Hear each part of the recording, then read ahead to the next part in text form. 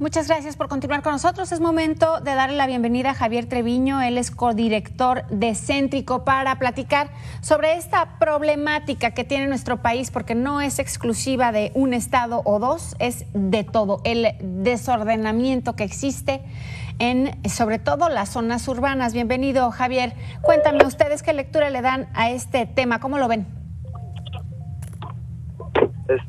Sí, una, ¿qué tal? ¿Cómo estás?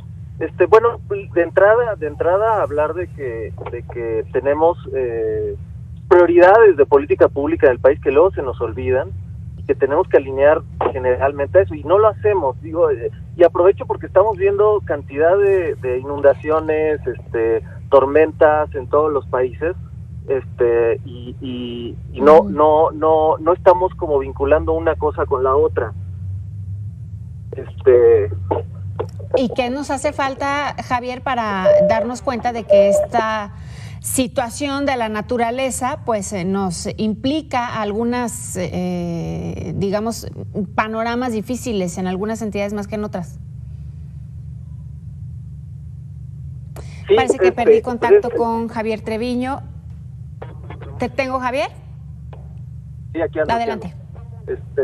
No, bueno, ese es el truco del entender este tipo de cosas. Hay zonas que van a quedar desprotegidas y zonas que un poco somos o son responsables de muchas de las cosas. El chiste de una política nacional es justo equilibrar este tipo de desequilibrios que tenemos, y tenemos instrumentos, por ejemplo, el presupuesto público, la obra pública, la inversión pública y la regulación son instrumentos que tenemos, y a veces o generalmente los desperdiciamos con decisiones muy a corto plazo, y lo vemos casi siempre. Los gobiernos prefieren megaproyectos que brillen mucho a políticas sostenidas décadas tras décadas, que es justo lo que más impacto tiene, pero lo más difícil de defender a nivel político, por ejemplo, con votantes, ¿no? Que luego los votantes somos muy cortoplacistas, ¿no? O sea, siempre hablamos al gobierno o a la política pública en función de qué hizo lo los inmediato, últimos... sí. Exacto, sí.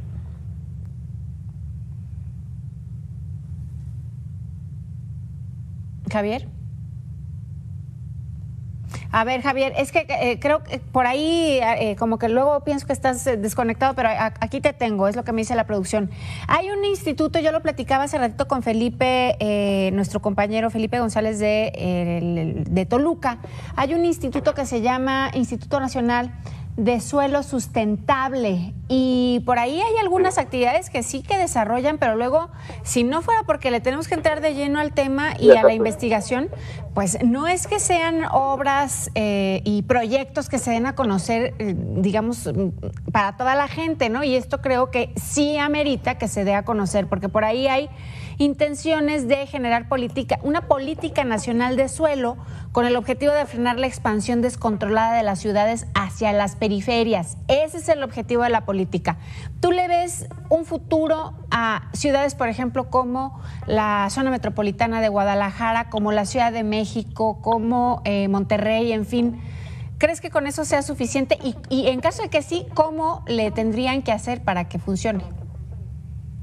Sí, bueno, lo primero, sin duda, la respuesta es sí. Por supuesto que es viable, y no solo es viable, sino que no tenemos de otra. Un poco lo peor que podemos hacer como especie, como los seres humanos, es distribuirnos a lo largo de todo el territorio de manera uniforme, porque lo que hacemos es matar a todos los ecosistemas. Es natural que una especie haga eso. Un poco lo que necesitamos es proteger el medio ambiente, porque ya hemos visto lo agresivo que puede ser si nos pasamos. Tenemos que protegerlo, porque es una forma de protegernos a nosotros mismos, y la mejor forma es concentrarnos en ciudades. Y mientras más densas las ciudades, mejor. Y es una estrategia justo para proteger los bosques y dejar los hábitats lo más intocado posible. Digo, ya es imposible encontrar un hábitat que no hayamos tocado, pero sí. Pero con densidad te refieres a, dices, mientras mayor densidad mejor, es decir, para no afectar el medio ambiente, ¿no? O la naturaleza alrededor de las ciudades. Pero ¿qué pasa con estas zonas que de repente están llenas de gente, edificios, ¿no? Vivienda vertical, y entonces luego no hay servicios disponibles suficientes. ¿Qué pasa con eso? No. Bueno, el tema de los servicios es un tema muy claro, que es una necesidad. La pregunta es, no, ni siquiera es una pregunta. La pregunta era si no valía la pena concentrarnos en ciertas zonas para que los servicios sean mucho más factibles de dar, a dispersarnos de manera que los servicios son más difíciles. El tema aquí es que quien se queda fuera generalmente de la distribución de servicios en ciudades dispersas son las familias de menor recurso. Y el tema también es que las familias de menores recursos son los que menos acceso tienen, por ejemplo, a la política, a los medios de comunicación, y son a los que no escuchamos nunca. Entonces, por supuesto que hay costos. El tema del costo social, mientras más juntos estemos, las ciudades sean más densas, más barato, pero también además, no estamos hablando de una densidad de 10 niveles, 12 niveles, una densidad de 3 niveles sistemático en toda la ciudad, sin predios baldíos, por supuesto, usando de manera intensiva el suelo. No necesitas más de 3 niveles para tener una densidad. Lo hemos visto con Tokio, por ejemplo, que es una ciudad muy densa, que tiene pocos edificios. Lo que pasa es que tienen un uso intensivo del suelo, no dejan suelo sin usar, hasta el metro cuadrado más chiquito lo usan para algo. Creo que ese es el tema. Densidad no significa edificios altos. Densidad significa no desperdiciar el suelo en zonas centrales, que es en lo que somos expertos, ¿no? En todas nuestras ciudades desperdiciamos el suelo, dejamos terrenos sin usar en zona central, lo cual no tiene sentido en términos sociales. Creo que tenemos que entender densificación como eso, y definitivamente no como edificios altos. Okay. Que estoy de acuerdo contigo. Oye, Javier, y por otro lado veo que lo que tiene como objetivo este Instituto Nacional es hacer justo lo que me acabas de decir, ¿no? Repoblar los primeros cuadros de la ciudad, densificarlos de alguna manera ordenadamente, y ellos tienen como objetivo hacerlo en San Luis Río Colorado, en Sonora, con una inversión inicial estimada de 500 millones de pesos, y esto lo van a replicar en Michoacán, en Baja California Sur, en Oaxaca, en Yucatán y Querétaro. ¿Tú crees que dos cosas, la inversión es suficiente, y por otro lado, estos estados suenan bien como para tenerlos de conejillos de indias? No, bueno, también es cierto que no hay ningún lugar por donde empezar, porque este tipo de políticas se hacen sistemáticamente. O sea, quizás haya programas específicos como este que se creen, pero hay muchos esfuerzos por todos lados, y esfuerzos al revés también. El tema, creo que a mí me parece que una de las cosas que tenemos potencial como país es vincular la inversión pública y la privada. Generalmente cuando hay inversión privada no hay pública, y cuando hay inversión pública no hay privada, y hay sinergias que podríamos hacer que no hacemos. Por ejemplo, cuando hacemos proyectos como el tren Toluca-México, o el tren Maya, o por proyectos de transporte público, generalmente no tenemos una política de suelo que la acompañe. Entonces, un poco cuando generamos infraestructura, los dueños de la tierra que está cerca de estaciones, por ejemplo, o del corredor, reciben un beneficio de plusvalía de suelo.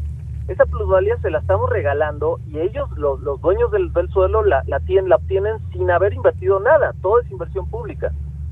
Si pudiéramos extraer o vincular ese beneficio privado con inversión privada para que sea justa la distribución, podríamos potenciar los proyectos no solo de infraestructura, sino también de suelo, que es un poco, creo, que lo que hay que aprenderle a países que sí han resuelto esto mucho mejor, sobre todo en Europa, vinculan política de suelo con inversión pública. Entonces el tema, 500 millones no suena mucho, pero cuando vemos la inversión del Tren Maya, esa es una inversión muy grande. Entonces, ahí hay un potencial de vincular suelo con inversión pública. Lo que pasa es que es más difícil, por supuesto que es más difícil, requiere mucha más capacidad, y requiere que, por ejemplo, nuestras universidades especialistas se metan de lleno al tema, lo cual un poco es el chiste de ser un país desarrollado, ¿no? Donde inviertes en este tipo de cosas. Híjole, pues sí, pero ya también meter a la universidad, a los académicos en temas que tienen que ver con políticas públicas, pues luego como que no gusta mucho al gobierno federal y menos al actual. Así que bueno, Javier, pues creo que no hay buenas noticias, por lo menos no en el corto plazo, en este tema. Pues ya estamos acostumbrados, llevamos décadas así. Ojalá cambie. Pero eso no está bien, Javier. Para eso estos espacios, para levantar la voz y pues por lo menos poner el tema sobre la mesa. Te agradezco mucho que me hayas acompañado, Javier, y espero platicar contigo más adelante, más tiempo, pero también con un panorama más positivo.